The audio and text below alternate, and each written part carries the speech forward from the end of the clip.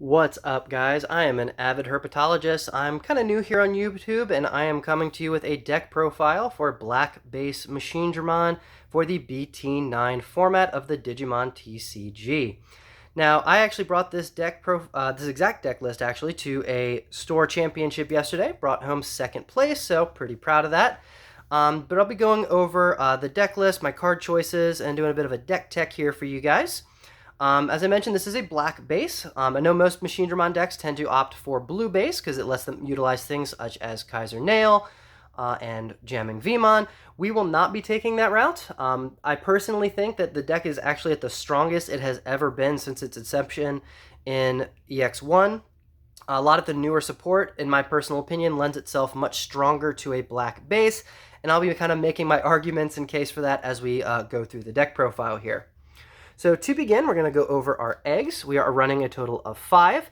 Our primary is going to be 4 copies of Hopmon, and we are also running a copy of Pagumon. Now we are running the 5th egg just because we do have a total of 10 black rookies that we are able to digivolve onto, and this is a deck that tends to be a bit grindier. The games do tend to go a little bit longer despite the big burst turns this deck is able to push forward. So you're more likely to actually see that 5th egg, I think, than in a lot of other strategies. So we are going to utilize that. But our main egg here is going to be Hopmon. Hopmon is an egg which has an inheritable, where if you have a black tamer in play on your turn, this Digimon gets plus 1000 DP. Now that 1 DP gain may not seem like a lot, but it does help you crest a couple of different hurdles, get you past a couple of certain choke points with each stage of your Digivolution stack, and we'll kind of go over each of those as we go. Hopmon is actually very relevant. I've seen a lot of success with it. And the last egg we're going to utilize is Pagumon, just because, well, frankly, Black doesn't actually have a lot of very good generic eggs.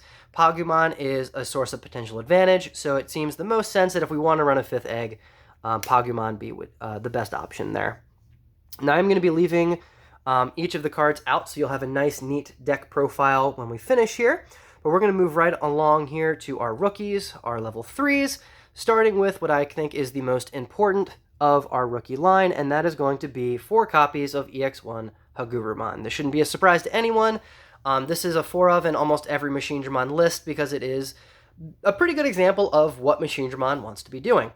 Hagurumon is a 3-drop, 2000 DP, has an on-play where you may trash any machine or cyborg from your hand to draw 2 cards. You'll notice something as a common theme with a lot of the more recent Machinedramon support is that a lot of what they're looking for is just any cyborg or machine. Early on, a lot of the things, specifically like Ultimate Connection, are looking for just level 5 cyborgs in order to utilize their effects, but a lot of these newer cards are okay with any machine or cyborg, so we're trying to take maximum advantage of that, and Hagurumon is where we're going to be starting with that. Following right behind it, another playset of cyborg rookies is going to be 4 copies of Blocker Commandramon.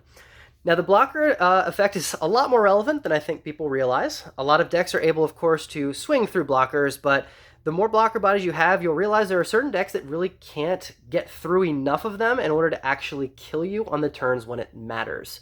That's going to give you the opportunity to counterattack, which is something Machinedramon decks are very good at doing. So the blocker effect is super relevant. It is also a cyborg. So the tamers that we're running, as we'll get into later, do trigger on both blocking and attacking effects. So it's going to be able to trigger those. And wrapping up our rookie line is going to be 2 copies of the 2-drop 3000 vanilla BT2 Hagurumon. Now, I did want 10 total rookies, just because I think that number is right around where this deck wants to be. And, of course, keeping with the machine and cyborg theme, I wanted to have more copies of a machine or a cyborg. Really, you can use the other Commandramon, same exact stats, same exact body, it's just a cyborg instead of a machine, doesn't really matter. I like this Hagurumon because it's got a pretty alternate art promo. But really, whatever you want to use is totally fine. One of the things you're going to notice that Black Base is able to do much, much more effectively. One of the big advantages it has over your traditional blue bases is the ability to digivolve your stacks more consistently. You're not just hard playing things. And this Hagurumon is the one that I'm choosing to play it to for exactly that reason. You're able to play it for only 2 memory and almost immediately digivolve on top of it. It's very easy to just hard play it and immediately start going into a larger stack, which is super helpful for early aggression. as well as reestablishing board states if something were to happen, your board gets wiped, whatever the case may be. Speaking of which, going up into our champions, level 4s, we have 4 copies of EX1 Guardromon. Guardromon is, of course, another blocker body, super, super nice. It's only 2 to evolve, which is pretty standard, 5 drop to play, also pretty average, and 6,000 DP. It cannot attack, but that's completely fine. We're not using Guardromon for its aggression. We are using it to keep ourselves alive or bridge into our level 5s. As Guardromon does have, in my opinion, one of the best effects in the deck, which is on attacking, as this is an inheritable source, you may discard any cyborg or machine to draw 2 cards. But this makes Guardromon the only card in the entire deck to go card advantage positive. Now, what I mean by that, let's say that you are playing Hagurumon. So you play the Hagurumon from your hand, and you discard a card. Then you're going to pick up 2 cards to replace the 2 that you just lost. So the cards in your hand have remained neutral. That's called net 0. Guardromon, on the other hand, if he is Digivolved into, he replaces himself. Digivolve into a cyborg, replaces itself again, and then you attack. When you attack, you are discarding a single card and picking up 2 to replace it. That is a +1 in card advantage and is the only card in the deck that can actually do that. Now, Black Base is set up to take the maximum advantage of that inheritable as possible. We're going to be doing a lot of aggression with our level 5s, so you're going to see what I mean by that in just a moment. The other cyborg that we are running at our level 4 champion level is 3 copies of Tankmon. Now, I know a lot of Machinedramon lists prefer to use things like Numemon or Nanimon for the cheaper play cost. I am going with Tankmon because, number one, as I mentioned, we are going to be doing a lot more bridging instead of hard playing, and 1-cost evolution is super, super relevant. That basically guarantees that we are going to be able to get from our rookie up into our ultimates in the same turn, which is super, super important for what this deck is trying to do. It's also a 6,000 DP body, which is pretty big for a level 4, so it's not uncommon to go ahead and just swing in with those into the opponent's security, accrue lots of value, and still keep the body around. So that's definitely nice to have. Let you get some extra advantage, and then Digivolve into an ultimate if you want to get a little bit of extra aggression out there. And of course, it is still a cyborg body, so you're going to keep all of your machine and cyborg synergies. Moving on to our level 5s. Now, this is where a lot of the variance is going to come from when you see different Machinedramon builds. So I'm going to go through all of my ratios, explain my reasonings, and kind of go over all of the different inheritables that we're looking at for my level 5 cyborg lineup. To begin with, we're going to go over all of our EX1 cyborgs, specifically the 3 copies of Metaltyrannomon, 2 copies of Andromon, and a single copy of Metalmamemon. Now, since I've ever been running this Machinedramon deck, I've always had this be my ratio for these in particular. These 3 kind of form a nice, neat package. I like the number at 6. 3, 2, and 1 is the number that I found to be very consistent in terms of how often you want to see those inheritables. The inheritables in line are going to be popping on attack, something that has a play cost 5 or less, a Digimon, blocker, and of course reboot. Now, these 2 are going to be the bread and butter Machinedramon is going to want as often and consistently as it can. Having blocker reboot is just incredible, where you can push advantage while also staging off aggression from your opponent. So having both of those in the stack is almost always what you're going to want to be able to see. Now, I have 3 reboot and 2 blocker. There is another blocker inheritable I'll get to in a moment, but all 3 of these cards also share a very important when digivolving effect. Each one of these says when it digivolves, you can reveal the top 3 cards of your deck, add any level 6 machine to your hand, and then trash the remaining cards. So not only is this going to help you tutor out your Machinedramons and Chaosdramons, but it's also going to load your trash with more cyborgs, so you can get your Machinedramons in play faster. It helps you see your deck faster, and that is ultimately the goal of what we want to do. This deck does have an obscene amount of draw power, and we're going to get into more of that in just a moment. The next cyborg in our lineup is, I think, an extremely underrated one, possibly the most underrated cyborg in the deck, and that is Cyberdramon. Cyberdramon is definitely the most aggressive level 5 that we have. It is 3 to evolve and 10,000 DP as a base body. You do need to be aware that it has an in-play effect where it cannot attack players unless you control a tamer. It does not have to be a black tamer, and we are running 6 tamers total. So hopefully that should always be a workaround. You should not have to worry about that, but it is something to keep in mind. But having a 10,000 DP body on a level 5 is actually insane. To begin with, having Hopmon underneath it already raises it to 11. If you have Hiro, which is going to be one of the Tamers we're playing, that is already 13,000 DP that you are swinging into your opponent's security with. That is almost guaranteed to survive. Almost everything it checks is not going to kill it. That's important because, as we mentioned, we are playing 4 copies of Guardromon. We want to trigger this effect as frequently as we can. Keeping Digimon in play that are able to survive their swings and continue utilizing that effect is going to grind out so much advantage so incredibly fast. Now, Cyberdramon also has a great inheritable where if you have 2 Black Tamers in play or more, once per turn on attack, you may de-digivolve one of your opponent's Digimon by 1. I personally think de-digivolve is actually one of the strongest mechanics in the game at the moment. It gets around pretty much everything.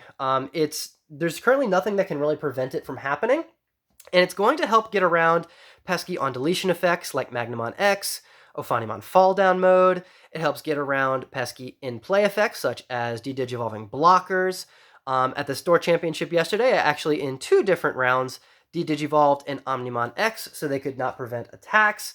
It really is actually incredible how much that de-digivolve effect will save you. It's also a pseudo DP gain, since you're probably going to be de-digivolving your opponent's Digimon to a lower DP level, which is going to help you swing into something higher, make it lower, and then you'll ultimately win that particular clash.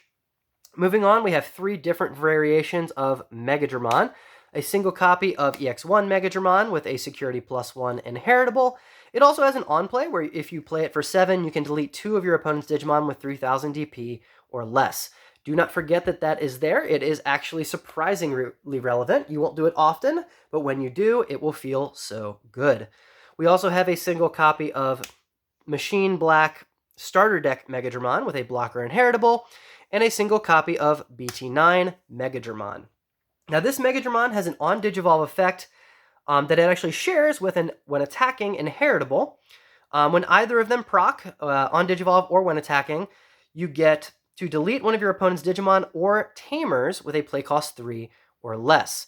The big name that this is going to come up with helping to remove is Cool Boy, who is absolutely everywhere right now. But it can also help remove small memory blockers and other floodgates. It gets rid of utility Tamers like Yuji. It does come up quite a bit. Now, because it is a bit restrictive at 3 and below, I don't think more than 1 is really necessary. I think 1 is just fine. That may change in future formats. We'll have to see. But for now, I've got him in here at 1. Next up is going to be 2 copies of BT8 Metalgreymon. Now, this is one of the stronger cyborgs in the deck. When digivolving, it de-digivolves one of your opponent's Digimon by 1, which is always going to be relevant. That, if again, effect is super, super good. And just as gravy, once you have to digivolve something, you can also pop something they control that is 3,000 DP or less. Again, that can come up very, very easily. One particular good synergy this has is if you're up against a deck playing Armored Digimon, this is going to allow you to de-digivolve that Armored Digimon and then pop the rookie underneath. So super helpful there. Its inheritable is also one of the best the deck has to offer, allowing you to attack into unsuspended Digimon. This is going to be even better now that we have the new option card that we're going to talk about later that kind of helps to tie this entire strategy together. But that inheritable is just absolutely incredible. The ability to basically control the board state indefinitely and force your opponent to hide in raising until they can handle the inheritable is pretty nutty levels of board control. So super phenomenal. 2 copies is definitely worth playing. We also have a single copy of BT1 Secret Rare Metalgreymon. This Metalgreymon has a inheritable that's pretty simple, just plus 3,000 DP. I've opted for this Metalgreymon over the plus 2,000 DP Megadramon, just because you're not going to digivolve it a whole heck of a lot. This is pretty easy to just go ahead and pitch this from your hand for extra value. And the extra 1,000 DP, much like with Hopmon, it does come up pretty often. Machinedramon as a base is going to be 11,000 DP, plus 2,000 brings him to 13. In past formats, that may have been enough to get over most things, but we're now in a format where cards such as Fighter Mode and Mastemon are running around that are a base of 13, so being able to get up that extra little cusp into 14k can actually be super relevant. So I'm opting for the 3k for that reason. And then finally, we have a single copy of EX1 Metalgreymon. Now this Metalgreymon is another great in-play effect. You'll notice the common theme that since Black Base is digivolving into stacks more frequently, having cyborgs that are going to be a big board presence or have very bursty in-play effects is a big boon that Black Base has going for it. You get to really make the most of all of these different effects, even when they're not in a Machinedramon stack. Now this Metalgreymon has an in-play effect where if it attacks, it can automatically destroy something your opponent controls with a DP of 4,000 or less. The inheritable is also piercing, which is relevant when it's relevant. It's something that's definitely nice to have. I've definitely picked that up to help push advantage when swinging into unsuspended. These two combo very well, so just something to keep in mind. Next up is, of course, going to be the main man himself. We are playing 4 copies of EX1 Machinedramon. Now this card is, of course, the centerpiece of the deck. On play, you are able to add up to 5 black or red cyborg Digimon that are level 5 from your trash or hand under him as materials. At any point, he can detach 2 of those level 5 materials to prevent himself from being deleted. He also has the incredible protection, which is just kind of added on, where his DP cannot be reduced. So super effective against yellow decks. Now, Machinedramon is definitely the centerpiece. That is why we grind through our deck. That's why we play 15 different level 5 cyborgs. And it is important to note that when Machinedramon is doing his on-play, he can only add 1 of each unique card number, which basically means you cannot add 2 Cyberdramons because they are the same card. You can, however, add an EX1 Megadramon and a Structure Deck Megadramon because even though they are both named Megadramon, they are different cards. So that is super important. That's why you're going to see lots of singles, doubles, and only 1 triple. So yeah, one of the things that I've noticed with Machinedramon players is I think we tend to kind of funnel ourselves into a particular play pattern. We kind of convince ourselves that because Machinedramon is so strong on play, that we either can't play it if we don't have 5 cyborgs to get maximum value. I didn't mention earlier, but when you do play him and you add cyborgs, you actually gain a memory back for each cyborg you add. So even though he is technically a 12 cost, so you need 2 memory to play him initially, to put them to 10, you will gain 5 memory back max if you put 5 cyborgs underneath. So technically speaking, he is a 7 cost. But even if you don't get that full 5 back, especially again with our new option card we're about to talk about, it's definitely worth playing him. Even if you just play him with a single inheritable off of the option card, you can still win games that way. So even if you're running low on cyborgs, if you find yourself in that position where you need 1 extra attack, you are able to blitz him in. As long as he has a single cyborg underneath him, you can still attack with it. So that is something to keep in mind. Something else to bear in mind is that he is not only an on-play Digimon. Even though, of course, he gets the most value out of being able to play and get all of his awesome inheritables, there have been games that I have won just because I digivolved Machinedramon onto an existing cyborg. Most commonly, the reason I'm going to do that is I may have an Andromon or a Megadramon in play, and it gives me access to an extra blocker for only 3 memory. That does matter. Even if he's just going to die, even if it keeps you alive for that 1 turn, that 1 crucial turn could be all that you need to close the game out. I think one of the things that is the hardest thing for Machinedramon players, new ones in particular, to pick up is learning that this deck is not linear in any fashion. There's a lot of branching decision-making to be made, especially in this, when you're having to decide between how to build your stacks. When you play Machinedramon, learning how to build the proper stack for the situation, how to properly order your level 5s. As I mentioned, de-digivolving is something that exists, so you want to make sure that you're very aware of where you are putting your inheritables. If you're worried about de-digivolving, for instance, you may want a generic blocker effect on the bottom, so even if you do get de-digivolved, you don't lose that blocker on the board. There's a lot of things, and if you are just picking up Machinedramon, my biggest advice to you is prepare to eat some losses. You're going to lose with this deck for a little while. It does take some time to learn how to really play this deck well, but don't get discouraged. It has a very high ceiling, and it is a deck that definitely rewards the skill of the pilot. It's also an absolute blast to play, so if you're looking for something fun and different, I do highly recommend giving this deck a try. Soapbox over. We're going to go ahead and move on to the other 3 megas that we're running, which is, of course, going to be 3 copies of Chaosdramon. Now, Chaosdramon is the secondary piece to Machinedramon, your other level 6 machine, where on digivolving, he can place any level 5 Cyborg from hand or trash underneath to delete a number of your opponent's Digimon with 6,000 DP or less, equal to the number of level 5s in his inheritables. So off the base, assuming you are building up from your rookie level, you can build all the way up to Chaosdramon, and then you would have 2 different level 5s. You can pop 2 things 6,000 DP or less, but he also has an effect to Digivolve for 1 memory onto your Machinedramons. So in theory, you play Machinedramon, he's got 5 inheritables, then you, for 1 memory, can put Chaosdramon on top. That brings you up to 6, and that's basically a board wipe at that point, where you can wipe 6 Digimon with 6,000 DP or less off your opponent's board. Not even mentioning all of the awesome inheritables that he is going to have. Coming up next is going to be our level 7s. Now, Machinedramon decks typically are going to be running quite a few level 7s. I am only running 2, and it's because they have easy on-play effects. So basically, the 2 that we are going to be running in this list in particular are going to be 2 copies of DeathXmon, or DeathXmon. I prefer DeathXmon because it's a little easier to say. If you don't already know what this card does, it is incredibly stupid. It should probably be banned at its soonest convenience. It is 20 to play, absolutely never, because you reduce the play cost by 3 for every Digimon or Tamer that your opponent has in play. You can also Digivolve it for 6 onto a Machinedramon should you feel so inclined, but when Digivolving or on play, you are going to de-Digivolve all of your opponent's Digimon by 1, and then wipe the board of everything that is level 4 or below. And just because the card doesn't have enough text on it already, at the end of each of your opponent's turns, they also must destroy all of their Digimon in play that have the lowest play cost. This card is absolutely absurd. It really does not take away from Machinedramon's tempo at all, which is why I'm preferring to play that over other traditional level 7s, which historically I've found to be a bit bricky. So moving on to Tamers, we are going to be playing 2 copies of Hiro. Hiro is going to be our memory setter of choice. He has an effect where if one of your level 5 or higher Digimon are swinging, you are able to suspend the Tamer in order to buff that Digimon by an additional 2,000 DP.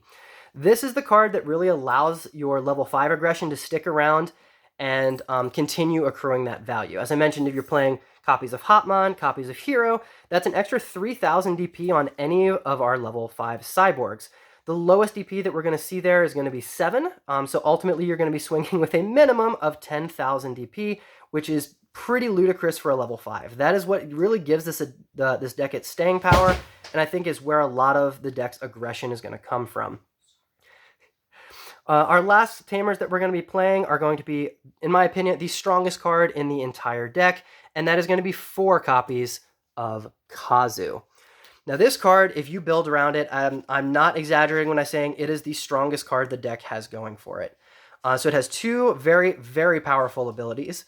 The first is at the start of your main phase. If you have a machine or cyborg in play, this card is going to give you 1 extra memory, so they do stack.